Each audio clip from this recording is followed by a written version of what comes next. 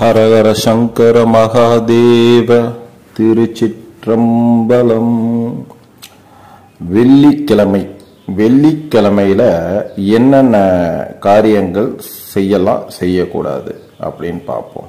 சரியா? வெள்ளிக்கிழமைகள்ல வீட்டை சுத்தமா வச்சிங்க. சுத்தமா வச்சுக்கிட்டாலே செல்வம் செழிக்கும், கடன் பிரச்சனைகள் விலகும். ஓகேங்களா? மகாலட்சுமி தன்னால உள்ள வரும். பொதுவாக வீட்டை யாரும் சுத்தமா வச்சுக்க மாட்டேங்கிறீங்க. சரிங்களா? முதல்ல அதை செய்யுங்க. வெள்ளிக்கிழமை அன்று சில செயல்களை செய்யலாம், சில செயல்களை செய்யக்கூடாது என்று ஆன்மீக ரீதியாக சொல்லப்படுகிறது. அது என்னென்ன செயல்கள் அப்படின்னு பார்ப்போம். சரியா? வெள்ளிக்கிழமை செய்ய வேண்டியவை: செல்வத்திற்கு உரிய மகாலட்சுமியை 24 வெள்ளிக்கிழமைகள் தொடர்ந்து வழிபட்டு வந்தால் வீட்டில் செல்வ வளம் அதிகரிக்கும். வெள்ளிக்கிழமை பெருமாள் கோவிலில் உள்ள தாயாருக்கு அபிஷேகத்திற்கு தேவையான பசும்பாலை வழங்கினால் பணவரவு உண்டாகும். வெள்ளிக்கிழமை சுக்கிர ஓரையில் மகாலட்சுமி அஷ்ட ஸ்தோத்திரம் சொல்லி செந்தாமரை இதழ் கொண்டு அர்ச்சிக்க தனலாபம் கிடைக்கும். மேலும் வெள்ளிக்கிழமை மாலை நேரத்தில் பசுவிற்கு உணவளிக்க செல்வம் சேரும். வெள்ளிக்கிழமைகள்ல மாலை வேளையில் சுத்தமான சாம்பிராணி கொண்டு வீடு முழுக்க புகை போடுவதன் மூலம் வீட்டில் ஏதேனும் துர்சக்திகள் இருந்தால் விலகி ஓடோடி விடும். அரச மரத்தடியில் விற்றிருக்கும் விநாயகருக்கு வெள்ளிக்கிழமை அன்னைக்கு 11 தீபம் ஏற்றி வழிபட்டு வந்தால் பணவரவு நிச்சயம் அதிகரிக்கும். வெள்ளிக்கிழமை தோறும் குபேர விளக்கில் தாமரை திரியிட்டு விளக்கேற்றி வந்தால் குபேரனின் அருள் கிடைக்கும்.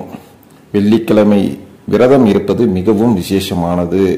தொடர்ந்து ஒருவர் வெள்ளிக்கிழமை விரதத்தை கடைபிடித்து வந்தால் லட்சுமி, முருகன், சுக்கிரன் ஆகிய மூவரின் அருளையும் ஒருங்கே நீங்கள் பெறலாம். லட்சுமிக்கு உகந்த வெள்ளிக்கிழமை அன்னைக்கு அவளுக்கு அம்சமாக விளங்கும் உப்பை நாம் வாங்கினால் நமக்கு இரட்டிப்பு பலன் கிடைப்பதோடு நமது வீட்டிலும் லட்சுமி கடாட்சம் எப்போதும் நிறைந்து இருக்கும் என்பது நம்பிக்கை. வெள்ளிக்கிழமை செய்யக்கூடாதவை: ஒட்டடை. வெள்ளிக்கிழமையில ஒட்டடை அடிக்க கூடாது. எனவே வியாழக்கிழமைகள்ல ஒட்டடை அடித்து வீட்டை சுத்தம் செய்வது நல்லது. துணி துவைத்தல். பொதுவாக மாலை நேரம் மற்றும் வெள்ளிக்கிழமைகள்ல துணி துவைக்காதீங்க. சரியா? இதனால வீட்டில் கடன் சுமை தான் அதிகரிக்கும். எண்ணெய் குளியல். வெள்ளிக்கிழமை அன்னைக்கு பெண்கள் எண்ணெய் தேய்த்து குளிக்கலாம், ஆண்கள் எண்ணெய் தேய்த்து குளிக்க கூடாது. திரும்ப சொல்றேன், எண்ணெய் குளியல் வெள்ளிக்கிழமை அன்னைக்கு பெண்கள் எல்லாரும் எண்ணெய் தேய்ச்சி குளிக்கலாம், ஆனா ஆண்கள் எண்ணெய் தேய்த்து குளிக்க கூடாது. நகம் வெட்டுதல். வெள்ளிக்கிழமை அன்று முடி வெட்டவோ முகச்சவரம் செய்யவோ நகம் வெட்டவோ கூடவே கூடாது. பூஜை அறை பொருட்கள் சுத்தமாக, அதாவது எந்த இடத்துல சுத்தமா வைக்கணுமோ அந்த இடத்துல சுத்தமா வைக்கணும். பூஜை அறை பொருட்களை அன்னைக்கு சுத்தம் செய்யக்கூடாது. சரியா? ஸோ மற்ற நேரங்கள்ல எல்லாம் பார்த்தீங்கன்னா சுத்தம் செய்யலாம். வெள்ளிக்கிழமை அன்னைக்கு பூஜை அறை பொருட்களை நீங்க டிஸ்டர்பே பண்ணாதீங்க. பூஜை செய்ய தேவையான பொருட்களை வெள்ளிக்கிழமைகளில் சுத்தம் செய்யக்கூடாது. முடிந்தவரை பூஜை அறை பொருட்களை முந்தைய தினமே சுத்தம் செய்து வைத்துக் கொள்வது நல்லது. ஸோ இப்போ நம்ம சொன்னது எல்லாமே எதை செய்யலாம் எதை செய்யக்கூடாது அப்படின்னு வெள்ளிக்கிழமை. சரியா? ஸோ முடிஞ்ச அளவுக்கு உங்களுக்கு பணவரவு வேண்டுமா, பணவரவு அதிகரிக்க வேண்டுமா, கடன் தீர வேண்டுமா அப்படின்னு பார்த்தீங்கன்னா மகாலட்சுமி, முருகன் அருள், குபேரன் இவங்கெல்லாம் ஒன்றிணைந்து உங்களோட டிராவல் பண்ணணும்.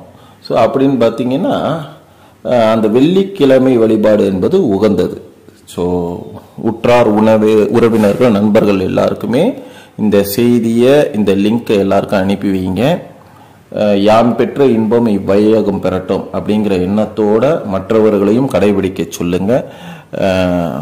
முடிஞ்சவளை அருகில் உள்ள கோவிலுக்கு சென்று வழிபடுவதை தினந்தோறும் ஒரு வழக்கமாக வச்சுக்கிடுங்க.